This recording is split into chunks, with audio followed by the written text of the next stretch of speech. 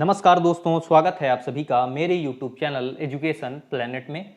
दोस्तों, हम मध्य प्रदेश शिक्षक भर्ती पात्रता परीक्षा या जिसे वर्ग 3 के नाम से भी जानते हैं में पर्यावरण शिक्षण को कवर करने के लिए MP बोर्ड की कक्षा 4 की पुरानी बुक की रीडिंग कर रहे हैं, जिसमें हमने शुरू के 14 अध्याय या पाठ 14 तक की अपनी रीडिंग कंप्लीट कर ली है, जिसके वीडियोज आपको हमारे YouTube चैनल पर मिल जाएंगे।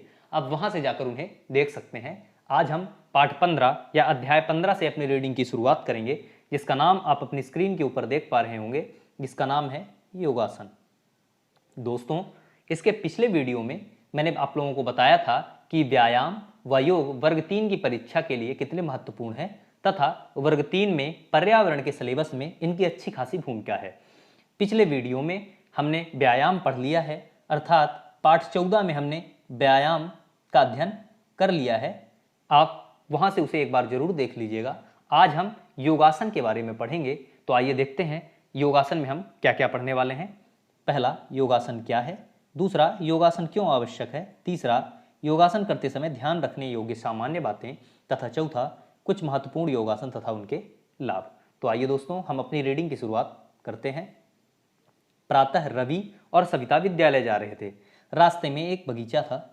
बगीचे के हरे भरे पेड़, सुंदर फूल एवं कुछ दौड़ते हुए लोग वे रोज देखते थे।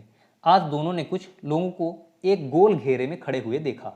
यहां तक तो बात ठीक थी, किंतु अचानक वे सब जोर जोर से हंसने लगे। रवि और सविता एक क्षण के लिए ठहर कर उन्हें देखने लगे। कुछ देर हंसने के बाद सभी लोगों ने कान, नाक, आंख उंगलियों से बंद करके ओम जैसी आवाज करना आरंभ कर दी। रवि और सविता सोच नहीं पा रहे थे कि यह सब क्या है। उन्होंने तय किया कि विद्यालय जाकर शिक्षक को ये सब बातें बताएंगे और उन्हीं से पूछेंगे कि यह सब क्या है। लोग ऐसा हंस क्यों रहे थे, और वो भी एक साथ। विद्यालय में प्रार्थना के बाद जैसे ही शिक्षक कक्षा में आए, सविता ने विद्यालय में लोगों के गोल घेरे में खड़े होकर हंसने व आवाज करने की बात बताई और कारण जानना चाहा। शिक्षक समझ गए कि सविता ने व्यायाम या योग करते हुए लोगों को देखा है। शिक्षक ने सभी बच्चों को समझाते हुए कहा, बच्चों, सविता ने बगीचे में लोगों को व्यायाम या योग करते हुए देखा है। तभी रवि ने पूछा, व्यायाम या योग क्या है। शिक्षक ने समझाया, हमारा शरीर स्वस्थ रहे इसके लिए कुछ सरल शारीरिक क्रियाएं हमें करनी होती हैं, जो बहुत धीरे धीरे करते हैं, वही व्यायाम या योग है। रवि ने पूछा, व्यायाम और योग में क्या अंतर है। दोस्तों, रवि द्वारा पूछा गया यह प्रश्न बहुत ही इंपॉर्टेंट है। प्रायः अक्सर हम लोग भी ये कंफ्यूज हो जाते हैं कि व्यायाम और एक योग लगभग एक ही हैं, इसलिए यहाँ से हमें यह भी जानने को मिल जाएगा कि व्यायाम और योग में क्या अंतर है। शिक्षक ने कहा, रवि, आपने सही प्रश्न किया। प्रायः लोग व्यायाम को ही योग कहते हैं। इन दोनों में थोड़ा सा अंतर है। शरीर के अंग प्रत्यंगों को हिलाने डुलाने की शारीरिक क्रियाएं व्यायाम कहलाती हैं एवं शरीर की विशेष आकृति को आसन कहते हैं। वहीं योग को हम देखते हैं तो योग का अर्थ है जोड़ना। दो वस्तुओं को आपस में मिलाना ही क्या है, योग है। सविता, आपने लोगों को जो हंसते हुए देखा उसे हास्यासन एवं जो भंवरे की गूंज की आवाज करते हुए देखा या सुना उसे भ्रामरी योग कहते हैं। हास्यासन और भ्रामरी करने से हमारा चेहरा सुंदर और मस्तिष्क तेज होता है। इससे हमारी याददाश्त भी बढ़ती है। दिनकर ने पूछा, क्या योगासन के और भी प्रकार होते हैं। शिक्षक ने समझाया, हाँ बच्चों, योगासन के अनेक प्रकार और उनके लाभ भी हैं। चलो आज कक्षा से बाहर विद्यालय के मैदान में चलते हैं, वहीं आप सभी को कुछ योगासन करके बताऊंगा, जिन्हें आप भी कर सकते हैं। ध्यान रहे, योग प्रातः दैनिक क्रियाओं से निवृत्त होने के बाद खाली पेट ही करना चाहिए। मैदान में पहुंचने के बाद जैसे ही सब बच्चे शांति से पंक्तिबद्ध बैठ गए, शिक्षक ने समझाना आरंभ किया। आप सब भूमि पर बैठे हैं, यह भी एक आसन है, इसे सुखासन कहते हैं। जिस तरीके से बैठने पर शरीर को आराम मिलता है उसे सुखासन कहते हैं। योगासनों से शरीर की हड्डियां, मांसपेशियां मजबूत होती हैं। इनके करने से शरीर के मुख्य अंग पेट, आंतें, हृदय, फेफड़े, मस्तिष्क आदि क्रियाशील हो जाते हैं। व्यक्ति में सहनशीलता तथा एकाग्रता का विकास करने में योगासन सहायक होते हैं। इनको करने से मानसिक तनाव कम होता है। योगासन करने से सभी को लाभ मिलता है। योगासन करते समय हमें किन बातों का ध्यान रखना चाहिए, तो आइए उसको देखते हैं।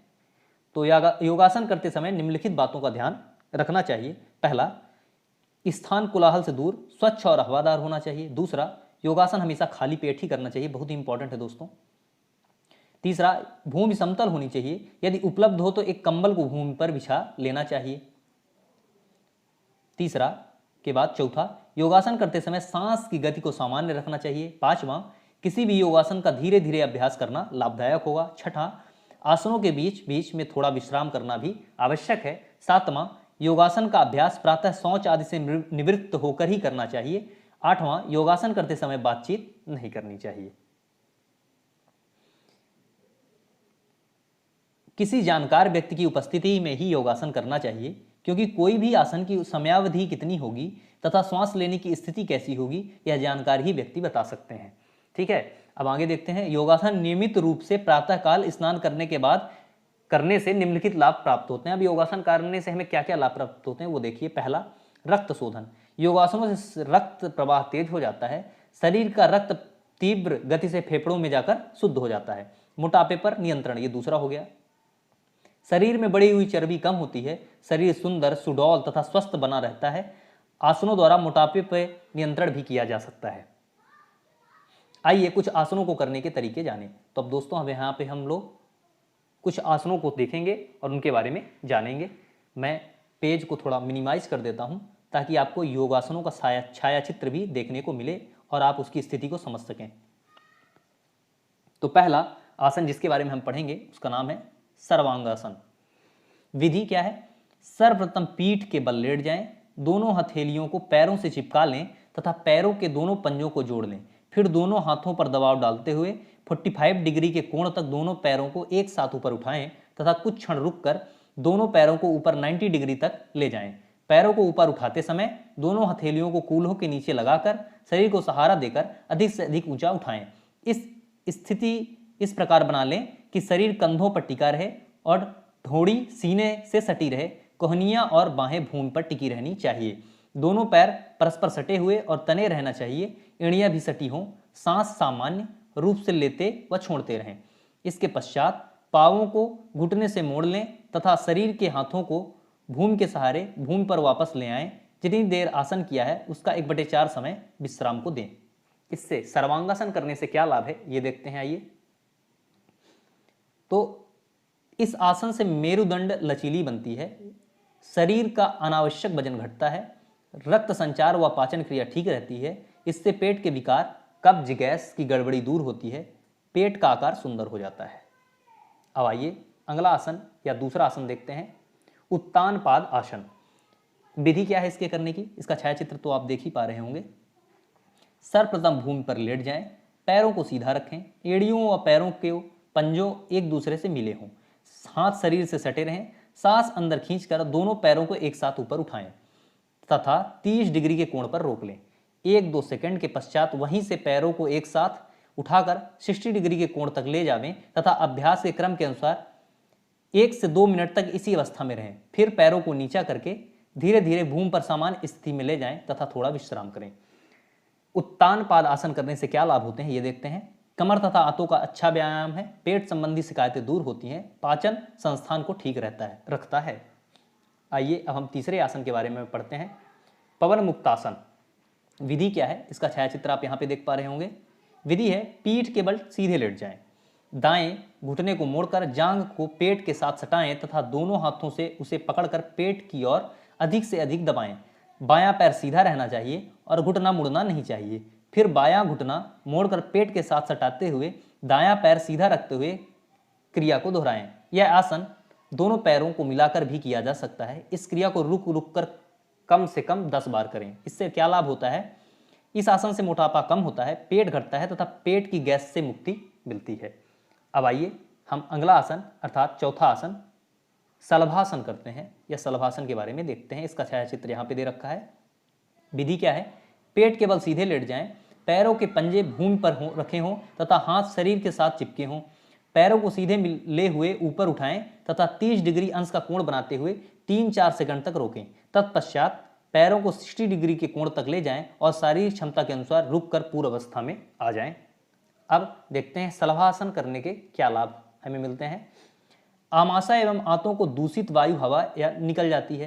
पैरों, घुटनों तथा कमर की जकड़न खुल जाती है। ये आसन मधुमेह रोगी के लिए लाभकारी है। दोस्तों अब हम अगला आसन पश्चिमोत्तासन करते हैं या उसके बारे में देखते हैं।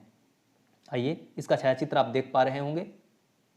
विधि क्या है? बैठकर दोनों पैरों को आगे फैलाकर पंजों एवं टखनों को मिलाकर रखें।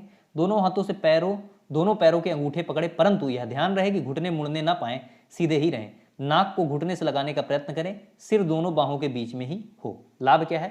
यह आसन मेरुदंड को सीधा रखता है तथा पेट के रोगों को यह दूर करता है। अब अगला आसन, जिसे भुजंग आसन कहते हैं, उसको देखते हैं। पेट के बल सीधे लेट जाएं, दोनों पैर सीधे तथा एक दूसरे से सटे होने चाहिए। पंजों की उंगलियों व अंगूठे मिले होना आवश्यक है। फिर धीरे धीरे दोनों हाथ के पंजों को भूमि पर टिकाकर हाथ के पंजों के सहारे धीरे धीरे शरीर के अग्रभाग को कमर तक उठाएं तथा आकाश की ओर देखने का प्रयत्न करें। कुछ समय बाद वापस पूर्ण सामान्य स्थिति में आ जाइए। लाभ क्या है? भूख खुलकर लगती है, गुर्दे संबंधी कष्ट ठीक होते हैं। इसके अतिरिक्त यह आसन स्वास्थ्य संबंधी बीमारियों एवं मधुमेह के रोग के लिए आवश्यक है। इसका छायाचित्र यहाँ पे आप देख पा रहे होंगे। अब अगला हम आसन करेंगे, जिस 7वां आसन हस्तपादासन, जिसका आप छायाचित्र भी देख पा रहे होंगे। हस्तपादासन विधि क्या है? दोनों पैरों को परस्पर मिलाकर सीधे खड़े हो जाएं, फिर दोनों हाथों को अधिक से अधिक ऊपर ले जाएं। हाथ के पंजे खुले तथा उंगलियां मिली होनी चाहिए। हथेलियां सामने की ओर रहें, सांस बाहर छोड़ते हुए हाथों सहित कमर को धीरे धीरे सामने की ओर झुकाएं तथा दोनों पैरों के अंगूठों को पकड़ें। घुटने न मुड़ने पाए, यह ध्यान रखें। सांस खींचकर धीरे धीरे पूर्व अवस्था में खड़े हो जाएं। इस विधि के क्या लाभ हैं, ये देखते हैं। इस आसन से रीढ़, गर्दन, कमर एवं पांवों की हड्डियां निरोगी रहती हैं, मांसपेशियां दृढ़ बनती हैं, रक्त प्रवाह शुद्ध रहता है, पेट घट जाता है, शरीर चुस्त रहता है, पेट, पीठ एवं कमर के स्नायुओं में दृढ़ता बढ़ती है। अब अगला 8वां आसन, जिसका नाम है धनुरासन, इसको देखते हैं। विधि क्या है? पेट के बल लेटकर हाथों को एड़ियों के समीप ले जाएं तथा सांस लेते हुए छाती को ऊपर उठाएं और गर्दन को ऊपर उठाते हुए आकाश की ओर देखें। शरीर को दोनों ओर से इतना उठा दें कि उसका आधार पेट ही रह जाए। फिर पैरों को हाथ से पकड़ कर ताने। इस प्रकार शरीर का आकार धनुष की तरह हो जाएगा। कुछ क्षण पश्चात सांस छोड़ते हुए साधारण स्थिति में आ जाएं। इसका क्या लाभ है, अर्थात धनुरासन करने से हमें क्या लाभ प्राप्त होता है, ये देखते हैं। शरीर के जोड़ों को पुष्ट बनाता है, पेट की खराबियों को दूर करके पाचन शक्ति को ठीक करता है, पेट की फालतू चर्बी को दूर करता है, मधुमेह एवं गर्भाशय के रोगों में लाभ पहुंचाने के अतिरिक्त हटी हुई नाभि को भी अपने स्थान पर लाने के लिए आसन उपयोगी होता है। 9वां आसन देखते हैं हम लोग, हलासन। इसकी क्या विधि है, छायाचित्र आप देख पा रहे होंगे। पीठ के बल सीधे लेट जाएं, दोनों पैर सीधे तथा सटे होने चाहिए, दोनों हाथ शरीर के बल सटाकर रखें, सांस खींचें तथा दोनों पैरों को साथ साथ उठाकर 90 डिग्री के कोण तक ले जाएं। हाथ पृथ्वी पर उसी अवस्था में जैसे पूर्व अवस्था में थे रखे रहें। कुछ क्षण रुककर पैरों को सिर की तरफ नीचे ले जाकर पंजों को जमीन में टिका दें, यानी 180 डिग्री की कोण की मुद्रा में ले जाएं। सिर जमीन से टिका रहना चाहिए। कुछ क्षण पश्चात प्रारंभ की अवस्था में वापस आ जाएं। अगला आसन पढ़ने से पहले हम इस पिछले वाले आसन के लाभ पढ़ते हैं। भूख बढ़ती है, पेट की चर्बी कम होती है, थायराइड ग्रंथि विशेष रूप से प्रभावित होती है। दोस्तों, अगला और लास्ट आसन नहीं बोलेंगे, 10वां आसन है ये, वज्रासन। इसके बाद हम पद्मासन पढ़ेंगे। तो वज्रासन के बारे में क्या विधि देखिए, यहाँ पे उसका छायाचित्र दे रखा है। दरी या मोटी चादर बिछाकर दोनों पैरों को घुटने से मोड़ें, एड़ियों पर बैठ जाएं, दोनों पैरों के अंगूठे परस्पर लगे रहें, पैरों के तलुओं के ऊपर नितंब रहें, कमर और पीठ बिल्कुल सीधी रहे, दोनों हाथों को कोहनियों से मोड़े बिना घुटनों पर रखें, हथेलियों नीचे की ओर रहें, दृष्टि सामने स्थित कर दें। इस स्थिति में कम से कम 3 मिनट तक रहें। लाभ क्या है? वज्रासन से चंचलता दूर होती है, बुद्धि में वृद्धि होती है, शरीर वज्र के समान शक्तिशाली व निरोगी होता है। वज्रासन का विशेष महत्व, केवल इसी आसन को भोजन के उपरांत भी किया जा सकता है। ये एक ऐसा आसन है कि जिसे भोजन करने के बाद भी आप कर सकते हैं। अगला देखते हैं पद्मासन, और लास्ट आसन है ये। इसका छायाचित्र आप देख पा रहे होंगे।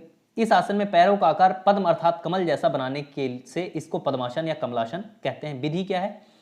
बिछे हुए आसन पर बैठ जाएं और दाहिने पैर को मोड़कर बाईं जांघ पर रखें, बाएं पैर को मोड़कर दाईं जंघा पर रखें, घुटने जमीन से लगे रहें, सिर, गर्दन, शरीर सीधा रहे, दोनों हाथों को घुटने से ऊपर चिन्ह मुद्रा में रखें, नेत्र बंद रखें, दृष्टि को एकाग्र रखें, 3 मिनट तक इस आसन में रहें। लाभ क्या है? इस आसन से मुक्त तेजस्वी व बुद्धि का विकास होता है, शरीर निरोगी व ध्यान एकाग्र करने में सहायता प्रदान करता है। दोस्तों, इस प्रकार से हमने 11 आसन पढ़े हैं।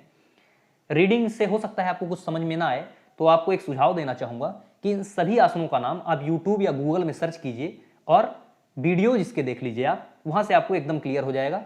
और 4-5 दिन इन आसनों को करने का प्रयत्न भी कीजिए, आपको बिल्कुल भी दिक्कत नहीं जाएगी इन आसनों को सीखने में और पढ़ने में। इसके बाद हम देखेंगे कि इस चैप्टर की समरी हमने सीखा के माध्यम से ये एक छोटे से बॉक्स में दे रखी है। फिर हर या प्रत्येक अध्याय के पश्चात जो जिस प्रकार अभ्यास प्रश्न दिए होते हैं, उसी प्रकार इस अध्याय में भी कुछ अभ्यास प्रश्न, जैसे कुछ प्रश्नों के उत्तर दे रखा है और जो है बच्चों को कुछ करने के लिए एक्टिविटी दे रखा है। इसके बाद विविध प्रश्नावली 2, जिसको आप वीडियो पॉज करके एक बार जरूर देख लीजिएगा। वैसे ये छोटे बच्चों के लिए है। दोस्तों, इस प्रकार से हमने इस अध्याय की रीडिंग कंप्लीट कर ली है। अगर यह मेरी छोटी सी मेहनत आप लोगों को पसंद आए तो वीडियो को लाइक और शेयर करना ना भूलें तथा चैनल को सब्सक्राइब भी कर लें। जय हिंद दोस्तों।